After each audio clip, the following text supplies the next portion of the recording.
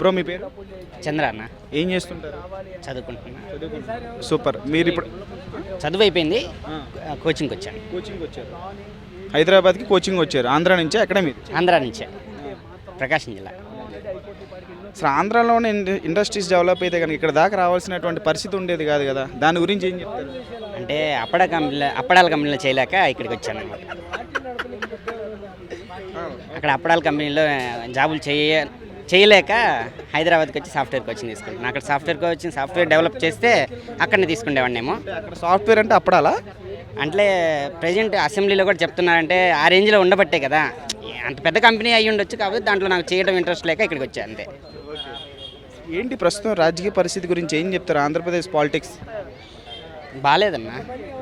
ఇది వరకు అంటే గత 50 సంవత్సరాల నుంచి ఉన్నది వేరు, ఈ 4 సంవత్సరాలది వేరు. అందరూ అదే అంటున్నారు. అంటే ఈ 4 సంవత్సరాలు జగన్ వచ్చిన తర్వాత ఇంకొక 40 సంవత్సరాలు పాలిస్తా అన్నారు. 40 సంవత్సరాలు వెనక్కిపోయింది, అట్లా ఉందన్నమాట. అంతే. ప్రజెంట్ అయితే బాగాలేదు. పొలిటికల్ సిస్టమ్ అనేది ఆంధ్రాలో ప్రజెంట్ బాగాలేదు. బాగుంటుంది అనుకున్నా యాక్చువల్గా రాగానే అందరూ అసెంబ్లీల వైపే చూశారు, కానీ ప్రతి ఒక్కళ్ళు ఇదివరకు చూడని వాళ్ళు కూడా అసెంబ్లీ వైపు చూశారు స్టార్టింగ్లో జగన్ వచ్చినప్పుడు. ఇప్పుడైతే అసలు ఎవరు అసలు అసెంబ్లీ కాదు, జగన్ ఇంకా రాకూడదనే ఆలోచనలో ఉంటున్నారు ఎందుకో.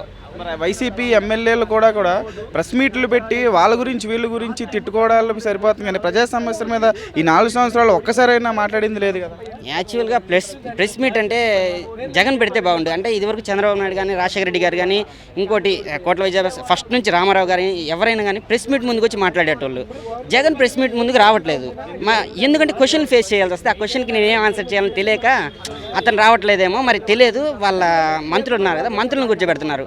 వాళ్ళు మంత్రులు అనేవాళ్ళు వాళ్ళ సంబంధించి చెప్పకుండా పవన్ కళ్యాణ్ పెళ్ళిళ్ళు లాంటి ఇంకొకళ్ళది పెట్టి చెప్పుకుంటా చంద్రబాబు నాయుడు ఏదో చిన్న స్కామ్ చేసి ఉండొచ్చు. ఏంటంటే పెద్ద ఆయన కాబట్టి చేసేడేమో చేసి ఉండొచ్చు, అవి చెప్తున్నారు. వాళ్ళకి సంబంధించిన మంత్రిత్వ శాఖలకు సంబంధించి ఎవరు చెప్పట్లేదు. ప్రెస్ మీట్ ముందు జగన్ అయితే రావట్లేదు. 150 ఎమ్మెల్యే సీట్లు గెలుచుకున్నటువంటి ఒక పార్టీ బిహేవ్ చేయాల్సినటువంటి ఒక డిగ్నిటీ ఇదేనా? ఖచ్చితంగా కాదు కదా, అది అందరికి తెలుసు. వాళ్ళకి ఈవెన్ వాళ్ళ పార్టీ వాళ్ళకి కూడా తెలుసు. వాళ్ళ పార్టీ అంటే ఏమో లేదు, వాళ్ళ పార్టీ వాళ్ళకి కూడా తెలుసు కరెక్ట్ లేరని, కానీ సపోర్ట్ చేస్తారు. ఇంకా దానికి మనమేం చేయలేము, అది కరెక్ట్గా లేదు ప్రజెంట్ అయితే సిస్టమ్.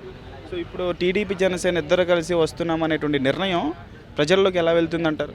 మంచిదే అనిపిస్తుంది. ఎందుకంటే ఇప్పుడు ఎగ్జాంపుల్ తీసుకుంటే పురాణాల నుంచి తీసుకుందాము. అప్పుడు రాముడు కానీ పెద్ద పెద్ద దేవతలు కూడా రాక్షసుల్ని అందరు కలిసి ఒక్క రాక్షసుని చంపాడు. అదేవిధంగా అందరు కలిసి వస్తేనే ఇట్లాంటిది సాధ్యమవుతుంది, మంచిగా జరుగుద్ది అని చెప్పి నేను అనుకుంటున్నాను అంతే. సో పవన్ కళ్యాణ్ గారు గత ఎలక్షన్స్లో పోటీ చేశారు, 2 చోట్ల కూడా ఓడిపోయారు. అయినా సరే ఆయన ఏమాత్రం అసలు భయపడకుండా ఓడిన వెంటనే ఆయన ప్రెస్ మీట్ పెట్టి ప్రజల్లోకి వచ్చి మాట్లాడటం అనేది ఆయన గట్స్కి ప్రజా సమస్యల మీద ఆయనకి ఎంత అదేంటి ఒక ప్రేమ కానీ లేకపోతే దేశం మీద ఉన్న భక్తి కానీ తెలియజేస్తుంది. ఇప్పుడు నెక్స్ట్ ఎలక్షన్స్కి జనసేన ఇంపాక్ట్, ఇప్పుడు వారాహి యాత్ర కొనసాగుతుంది. సో పవన్ కళ్యాణ్ గారి ఇంపాక్ట్ నెక్స్ట్ ఎలక్షన్స్లో కానీ ఆయన గెలిచి అసెంబ్లీలోకి వస్తే ఏ విధమైనటువంటి గళాన్ని ఆయన వినిపిస్తారనుకుంటున్నారు? ఎంత గట్టిగా ఆయన వాయిస్ వినిపిస్తారనుకుంటున్నారు? గెలవకుండానే ప్రజా గళాన్ని జనసేన వారాహి ద్వారా అతను వినిపిస్తున్నాడు. ఖచ్చితంగా అసెంబ్లీకి వెళ్ళాడంటే ఇదివరకు జగన్ గెలిచినమ్మటే అసెంబ్లీ ఎలా ఉంటుందని అందరూ చూశారు. అది చాలా చండాలంగా ఉంది. జనసేనానికి ఆయన గెలిస్తే అసెంబ్లీలో అంత మంచిగా ఉంటుంది. ఆయనకి ఆపోజిట్లో మాట్లాడతాడు, జనాల కోసమే మాట్లాడతాడు. ఖచ్చితంగా 0% ఓటుతోనేమో ఆ రకంగా వచ్చి అంత మంచిగా చేస్తున్నాడు. ఇతనేమో ఖచ్చితంగా జనసేనాన్ని మంచిగా మాట్లాడతాడన్న అసెంబ్లీలో, ఖచ్చితంగా ప్రజల గణాలను వినిపిస్తాడు. సో ఫైనల్గా నెక్స్ట్ ఎలక్షన్స్లో ఆంధ్రప్రదేశ్ ప్రజల యొక్క తీర్పు ఎవరి మీదుగా ఉంటుంది, ఏ పార్టీ వైపుగా ఉంటుంది అంటున్నారు? వైసీపీయా, టీడీపీ ప్లస్ జనసేన? టీడీపీ ప్లస్ జనసేన ఉంటుంది, ఖచ్చితంగా ఉంటుంది. ఎందుకంటే రాజశేఖర రెడ్డి క్యాడర్ అంతా జగన్కి వచ్చింది, వాళ్ళ క్యాడర్ అలానే ఉంది. రీసెంట్గా చంద్రబాబుకి పవన్ కళ్యాణ్ సపోర్ట్ చేశాడు కదా, అప్పుడు ఆ క్యాడర్ 2019కి వచ్చేసి పవన్ కళ్యాణ్ చీలింది.